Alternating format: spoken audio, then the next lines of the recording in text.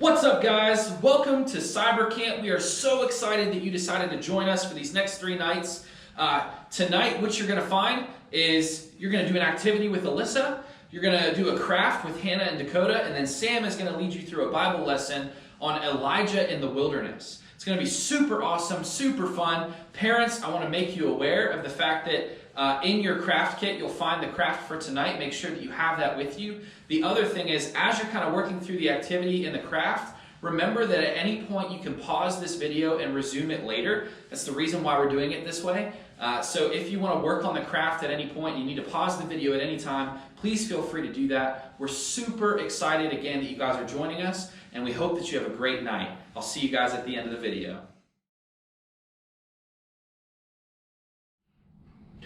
Hey guys, welcome to the wilderness. I'm just out here enjoying some relaxing time of camping and being out in nature because, yes, I am definitely outside and not in the church building with a tent. Anyway, I'm just enjoying some wonderful time here, and I hope you enjoy camping too. What are your favorite things about camping? For me, I like sitting around a campfire with friends and family, and we'll make s'mores, maybe even sing songs. But I've been thinking, as great as camping is, what if you're by yourself in the wilderness, in the woods? Like, what if you didn't have your mom and dad, or your friends, or your grandparents? Like, how would you feel? Would you feel alone? Would you feel scared? What if you didn't have a tent or a sleeping bag, or you didn't know how to make a fire? What if you weren't sure what to do next? Would you feel like you were just afraid out in the woods, you didn't know what to do? Well, sometimes that's how life can feel. We feel like we're lost in the woods, we're lost in the wilderness. And so what we want to talk about this week is, how do we have faith in the wilderness, in the wild outdoors? And now, I don't just mean, do we pray before we go to bed in a tent? But what I'm asking is, how do we trust God when bad things happen? When we feel alone, when we feel scared, when we feel helpless because of bad things that happen to us or to other people, how do we trust God? And so that's what we're going to be talking about today, Tuesday, and Wednesday, with some Bible stories for you guys. We're going to be sharing what it means to have faith in the wilderness. Now, I'm getting ready to make some lunch because, let me tell you guys, I am really hungry and really tired because I've already had a long day of hiking. Maybe you felt like that, where you feel really tired and you feel like you need a nap, or your parents tell you need a nap because you're feeling kind of cranky, or maybe you've just been so hungry you didn't want to do anything else until you got a snack. Well, there's actually a guy in the Bible who dealt with that very same thing, and his name is Elijah. He was a prophet in Israel during the time of King Ahab and his wife Jezebel. And so what a prophet does is he took the words of God and he shared them with the people. He was God's messenger, and also God did a lot of amazing, powerful miracles through Elijah because of Elijah's great faith. So what Elijah did was he would challenge the people of Israel because they weren't believing in God like they should. They were worshiping idols, false gods. And even the king and his wife, Ahab and Jezebel, were doing this very same thing. Well, one day, Elijah challenged 450 prophets of this false god named Baal to a test to see whose God was real. Was it Baal or the one true God who we worship? Well, they went through this test and the prophets did all these crazy things, but of course, Baal is fake, and so they couldn't get anything out of him. But then Elijah showed everyone that God was real, and he defeated those prophets of Baal. But when Jezebel heard about it, she was very angry. And this is where we pick up in our verse for today, 1 Kings 19, and I'm going to start in verse 1. King Ahab told Jezebel everything Elijah had done. Ahab told her how Elijah had killed all the prophets with the sword. So Jezebel sent a messenger to Elijah. Jezebel said, "By this time tomorrow, I will kill you. I'll kill you as you killed those prophets. And if I don't succeed, may the gods punish me terribly." When Elijah heard this, he was afraid. So he ran away to save his life. He took his servant with him. When they came to Beersheba in Judah, Elijah left his servant there. Then Elijah walked for a whole day by himself into the desert. He sat out under a bush and he asked to die. Elijah prayed, "I've had enough, Lord. Let me die. I'm no better than my ancestors." Then Elijah lay down under the tree and he slept. Suddenly an angel came to him and touched him. The angel said, "Get up and eat." Elijah saw near his head a loaf baked over coals and a jar of water. So he ate bread and he drank some water, and then he went back to sleep. Later the Lord's angel came to him a second time, and the angel touched him and said, "Get up and eat. If you don't, the journey will be too hard for you." So Elijah got up and ate and drank.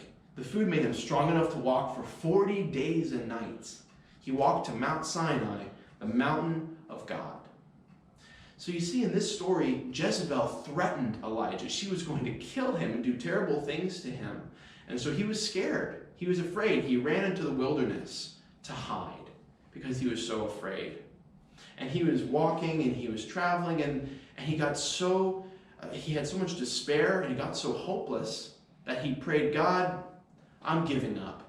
I'm a failure, just like my fathers. I'm no better than them. Just let me die."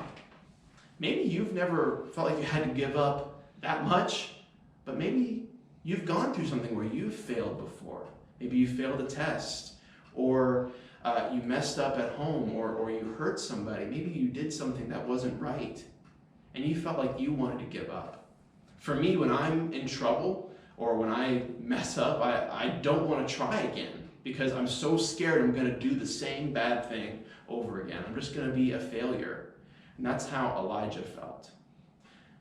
But God had different ideas for him. God showed up with an angel, and he gave him food, he gave him water, and he let Elijah sleep so that he could keep going in the wilderness to the mountain of God. And later in the story, we hear that even in all these crazy fires and winds and earthquakes that God is sending on the mountain, he shows up to Elijah in a low whisper to tell Elijah his plan for him. And so Elijah is made strong because of God to go forward. And so that's our lesson for today. We may feel like we're not strong enough. We're failures, or we're weak, or we don't know what to do next. And we're just lost in the wilderness. But God has a plan for us, and he can give us what we need to keep going, to be strong enough for the journey, like he did with Elijah. He gave him the food for the journey. So even if we feel like we're alone, like we're failures, like we can't do it, God is with us. He has a plan for us, and he'll give us what we need to make it through the wilderness. That's all we have for today, guys. And maybe like Elijah, I'm going to take his advice because, oh man, I'm feeling pretty sleepy myself, so I'm going to get a nap. Well, guys, that's our lesson for today. Sometimes what you need is a snack and a nap for the journey that's ahead of you. And speaking of which, oh man, I think I'm pretty tired. I'm gonna get some shut-eye. So I'll see you guys later. Oh. I'm gonna nap, so shh.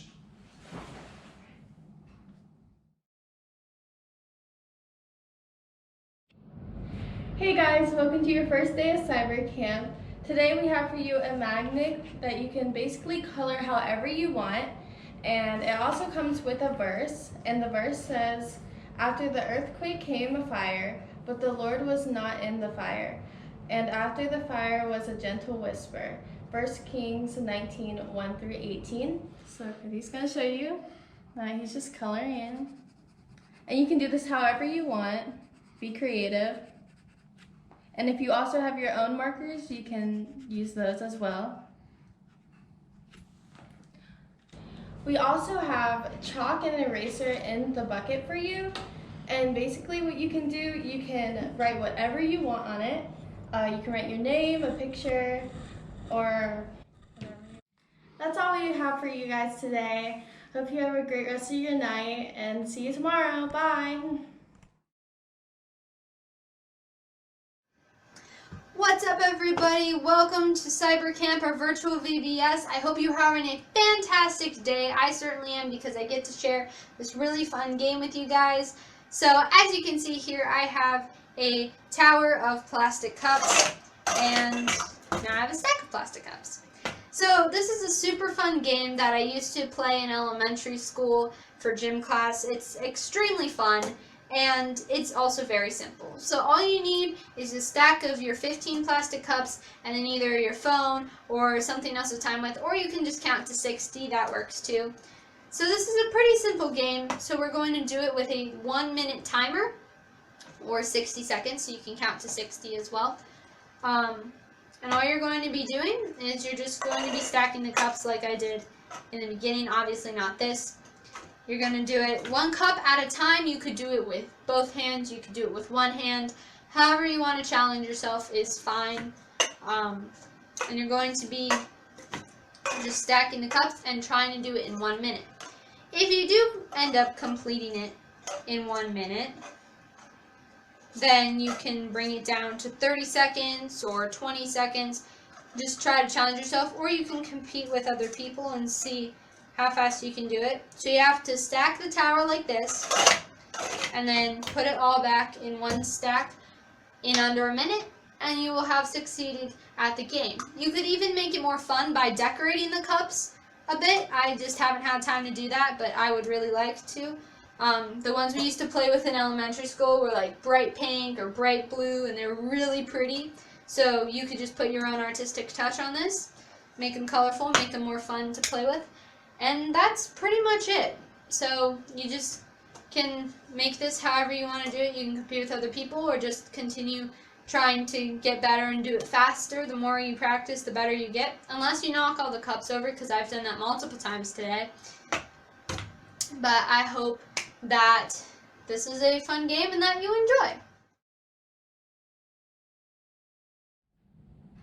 Hey guys, I hope that you had a great night. I hope that you were encouraged by Sam's lesson. I know that when I go home after this, I'm going to be having a snack and a nap as well. So I hope that you enjoyed the craft. I hope that you enjoyed the activity that Alyssa brought to you. We will see you guys here tomorrow at 6 o'clock. Have a good one.